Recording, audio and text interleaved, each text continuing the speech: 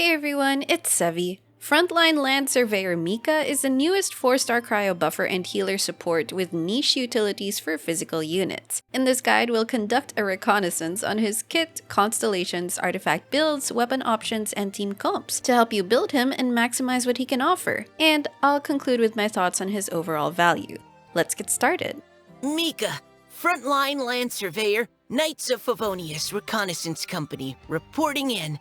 Mika is a polearm cryo unit who can increase his teammates' attack speed, give a physical damage bonus buff, and heal over time. At its core, Mika's kit and talents are very straightforward to understand. Mika's normal attacks consist of a 5-hit combo that combines polearm and crossbow attacks. The 2-hit crossbow attack comes into his 4th attack string, but he still needs to be in very close range for them to hit, and since he's an off-field unit, this is a very negligible part of his kit. The more important support utilities are from his skill and burst. Mika's skill, Starfrost Swirl, can either be pressed or held to fire his crossbow. The pressed version automatically launches a cryo arrow, hitting opponents in a straight line. Alternatively, the hold version lets him manually aim to fire a Rhyme Star Flare. Hitting an opponent with the flare then creates a maximum of 3 Rhyme Star shards, which will target other opponents. The opponent initially targeted by the flare cannot be targeted a second time by the follow-up shard. It also has its own lock-on feature wherein it auto-targets the centermost enemy in the aiming circle. However, the arrow will not fire where you are pointing at, but will automatically travel more or less to the center of an enemy's body. This is likely due to it being a skill hit, unlike an actual bow user's manual aim hit. If you're also using a Favonius Lance, it unfortunately means that you cannot target their weak points to guarantee a crit hit.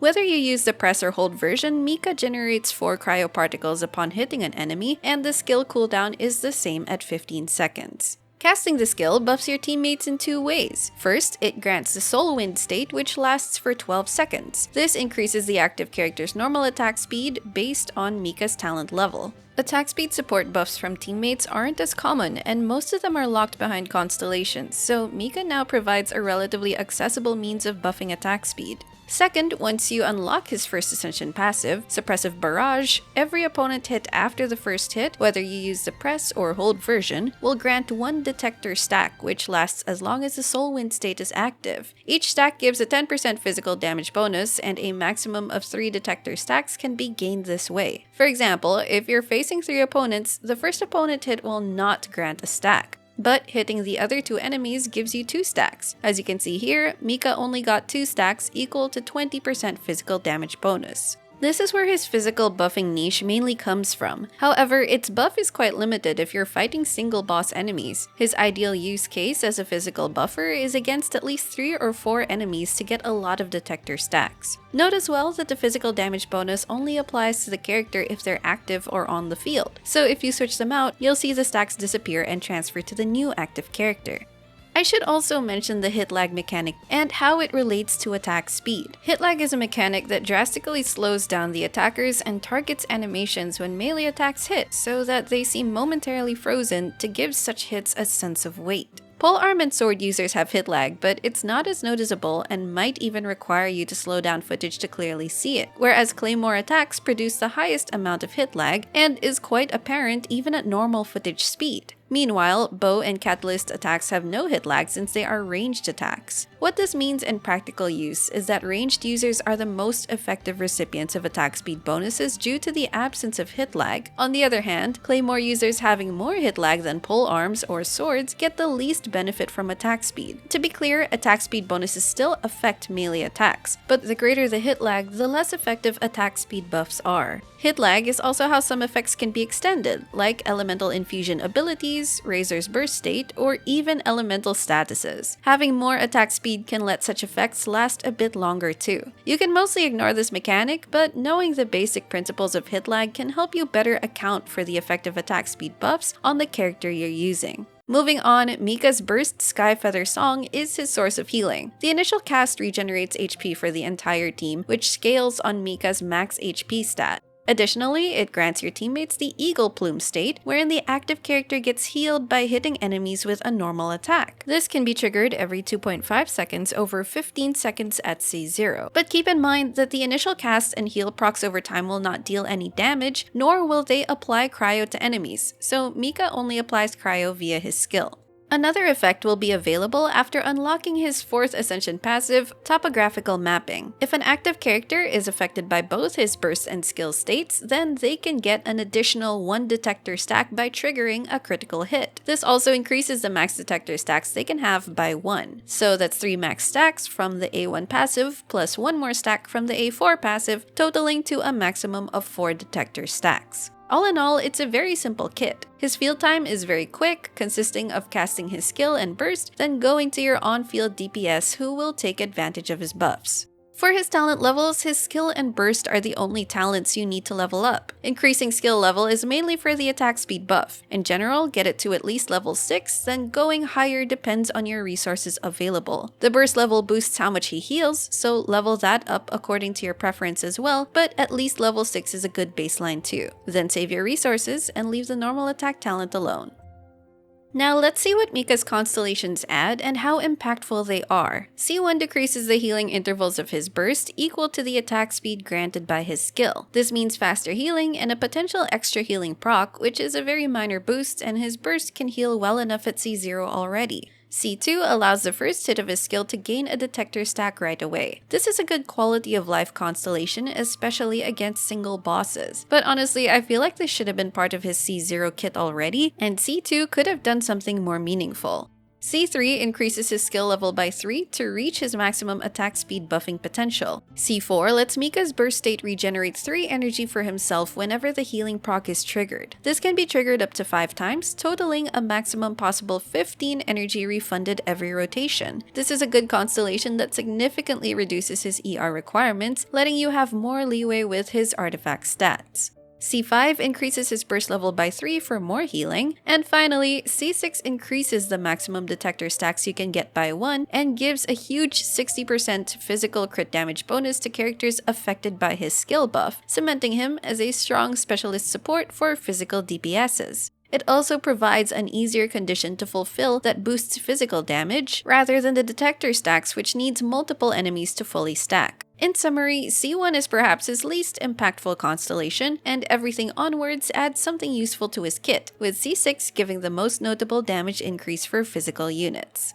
Next, let's discuss how to build his artifacts, which is a very straightforward affair. Using the right sets will also add more value to his support capabilities. Starting with his main stats, your goals are an ER Sands, an HP Goblet, and the circlet can be HP or healing bonus or crit rate. Crit rate is recommended if you're using the Favonius Lance and don't have enough crit rate from substats. For his substats, focus mainly on ER for burst uptime, followed by HP for more healing. Crit rate is also preferable if you're on a Favonius Lance build. Here are estimates for Mika's ER needs, which range depending on how many other cryo units are in your team and if he's using a Favonius weapon. This could also still fluctuate depending on other teammates, enemies, rotations, more Fav users, and such. If you have a C4, this will get reduced significantly. ER is important due to his best artifact sets requiring to cast his burst and also to get his A4 passive's extra stack along with consistent healing. One top recommended set is the 4-piece Exile. The 2-piece effect helps in meeting his target ER stat, and more importantly, the 4-piece effect regenerates energy for his teammates. If he's comped with burst-dependent units like Eula or Razor, this can be very helpful for ensuring smooth rotations. Though, since the Exile is a 4-star set, you'll get a lower stat ceiling than 5-star sets. However, it's generally fine since the only important stats for Mika are ER and HP anyway. And since you can have one off-piece be a 5-star artifact, I would recommend making that a 5-star ER Sands. Another top recommended set is the 4-piece Noblesse. The 2-piece effect does nothing since his burst deals no damage, but what's important is its 4-piece effect, which grants a 20% attack buff to the entire team upon casting his burst. If no one else is using this in your team, then that attack buff is valuable for boosting team DPS. However, multiple Noblesse effects will not stack the buff. So if someone else is holding a Noblesse set in your team, use the Exile on him instead for the energy. But if you have neither sets on your team yet, then it can depend if you want Noblesse's attack buff or the Exile's energy regeneration more. The 4-piece Ocean-Hued Clam technically also works for the healing bonus and physical damage pops, or the 4-piece Maiden's Beloved for maximum healing potential, but for me, the Exile or Noblesse sets are still more preferable. If you don't have a 4-piece set yet, then using temporary combos of the following 2-piece sets can work in the meantime. As for Mika's best weapons, those that help with his energy needs will be the top picks. The best option is simply the Favonius Lance, as it gives him ER and lets him generate more particles to better battery himself and his teammates. If you need purely free-to-play choices, the craftable prototype Star Glitter gives a lot of ER. The craftable Kitane Cross Spear refunds energy, which helps with energy needs. But unless your cross spear is at high refinements, prototype Star Glitter is more recommended for its ER stat. The catch technically also gives ER, but other polearm units will take much better advantage of it. The 3-star Black Tassel gives HP to boost healing, but should only be used if he already has enough ER. 5-star options can either be the Skyward Spine or Engulfing Lightning, but it's very likely you have other units that want them more. And if you have the Favonius Lance anyway, that is still the more recommended option. And finally, let's discuss Mika's team comps and synergies. Mika's role is very clear-cut as a support. He gives an attack speed buff, heals, and provides a physical damage bonus buff. What you'll mainly want to consider is if his contribution as a cryo buffer healer is more preferable than another unit that could provide similar support utility or contribute more damage that will ultimately result in higher team DPS. Such optimization aspects are better answered depending on your personal account or preferences. We'll start by going through his physical support role. The general template of physical teams consists of having an electro unit along with cryo to trigger superconduct, which reduces the enemy's physical resistance. If your main physical damage dealer is already electro, then that's convenient, as Mika, being a cryo unit, is already half of the equation. Your flex slots will consist of supports that can buff your damage capabilities, contribute more team damage from off-field, or, if still needed, offer more survivability. Choose teammates that synergize well with your DPS based on your available units and preferences. It's worth noting that the superconduct effect lasts for 12 seconds, and Mika's skill is the only part of his kit that applies cryo. In cases where Mika is your only source of cryo application, then from the moment superconduct is triggered, you won't be able to refresh it until his skill cooldown finishes. So keep that in mind when optimizing rotations and DPS windows. Eula is one of his most expected pairings, which perplexed many as to why his debut is not in a Eula banner. On top of Mika being marketed as a physical support and Eula being the physical DPS, it also makes sense lore-wise. Mika's attack speed buff can help with executing her optimal combos more easily. At Mika's skill talent level 6, Eula can execute certain attack combos that fit in an extra normal attack than usual, resulting in an extra burst stack. However, remember that Mika's damage bonus buff gets transferred from an off-field character to the on-field one. This might be of concern if you're using Mika with Eula, because sometimes you want to prematurely switch her out before her burst duration ends. If that's the case, then her burst damage won't be affected by Mika's buff anymore, which my testing confirmed. As such, you'll want her burst duration to completely finish for it to receive the damage bonus buff as well. You should also be mindful of Mika's buff duration and Eula's burst stacking time. Again, Mika's buff lasts for 12 seconds from his skill cast, while setting up Eula's final burst hit will take some time. That is, switching to her, doing her burst cast animation, then waiting for it to explode, which can take about 9 or more seconds. This leaves you with little time in between to cast someone else's abilities, and any accidental delays can prevent her burst explosion from receiving Mika's buff. Eula's normal attacks still safely benefit from Mika's buff, so your main concern is more of her burst explosion damage if you want to guarantee maximum damage. One way to help guarantee this is by doing Mika's burst first than his skill and switching right away to Eula. The trade-off is that Mika will not be able to catch his particles, but they get transferred to Eula instead, making Mika have higher ER requirements. At least Mika's cryo particles and Favonius Lance proc may help with Eula's often strict energy needs. As a healer, he can be sufficient enough to assure Eula's survival, and her innately strong interruption resistance removes the need for a shielder anyway. However, if you find yourself needing more survivability, you can slot in a more defensive teammate like Diona. Something to think about is that in many well-established Eula teams, and without Mika's C6, the opportunity cost of him taking up a slot competes against existing viable teammates like Diona or Rosario, to name a few. So Mika might end up being a side grade at best. And if you have Eula, then it's very likely you already have solid and synergistic Eula teams. Still, if you are looking to fill that slot or just want some variety, Mika is now another choice for Eula's teams. And if you do manage to get him at C6, then you can elevate your white damage number screenshot gaming. Physical DPS Zhongli is another good pairing with Mika. A very effective and craftable weapon combo is the Crescent Pike on Zhongli. On top of giving a physical damage bonus, Crescent Pike's passive effects proc a lot of times thanks to Zhongli's fast attack animation. With Mika's attack speed increase, that synergizes well in enabling more normal attacks and Crescent Pike procs. Zhongli's on-field playstyle is often overshadowed since he's more known for his meaty shield, but playing him this way is pretty fun and one of the best ways to enjoy his awesome attack animations. Razor's traditional physical DPS and the oldie machine gun physical DPS fischl builds are notable Mika combos as well. Both are electro, so with Mika that's already a superconduct combo. And with fischl in particular, she doesn't suffer from Hitlag's downsides due to being a ranged unit. If you want to revive those builds, then Mika could be a potential pairing with them. There are other units with varying levels of potential of being physical DPSs. They're not necessarily at their best with physical roles, but if you're just interested in experimenting, adding team variety, or improving your already existing physical teams, then Mika can team up with them, especially when you have his C6.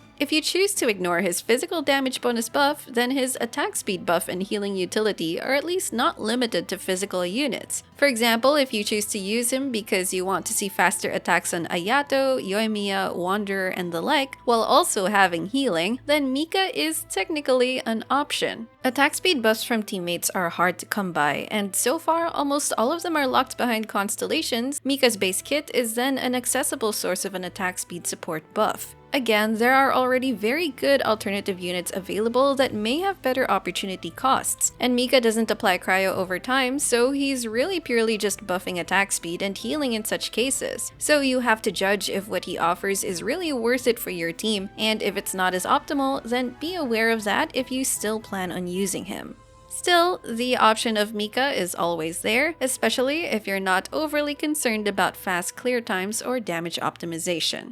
So to conclude my guide, what are my thoughts on Mika's value? I think it's very important to set our expectations. Mika is not going to propel physical teams into the stratosphere. Mika is also not a must-build unit for physical teams, despite being perceived as the physical niche support. We already have a good roster of supports that can provide other forms of damage-boosting buffs and/or survivability, or off-field damage dealers that better contribute to overall team DPS. Also, if you're fighting against just one or two enemies, then his physical damage bonus stacks will be underutilized. It's a limitation that I wish didn't exist. Getting C6 does give him a noticeable spike for physical units and getting those sweet screenshots of white damage numbers. But perhaps if he had more or stronger physical focus supportive effects in his base kit, then Mika's value as a niche support would be much higher. I actually think he would have been an okay unit to recommend for new players, especially those still traversing open world content and working with physical damage dealers to get through casual combat. However, since some of Mika's level up materials are found in Sumeru, he just isn't as accessible to new players as I would like him to be. At the very least, he consolidates two roles, healing and buffing attack speed, a relatively rare utility. As a cryo unit, he unlocks half of Superconduct's requirements and cryo resonance when applicable. He adds to our selection of off-field supports, and since his attack speed buff has more general application, he's not strictly confined to buffing physical units. If there are characters in the future that have normal attack-focused gameplay, Mika can be one of their viable supports. But ultimately, his maximum utility is of course with units that can benefit both from increased attack speed and physical damage bonus buffs. It's unfortunate that physical teams have generally fallen off and feel as if they've been left behind by the meta, especially with the reactions introduced by Dendro. But if you manage to collect Mika's constellations over time and decide on trying out physical, then at least you'll have a specialized support for such teams. Whether or not Mika is the beginning of physical finally coming back into the spotlight is something we'll have to wait for and see.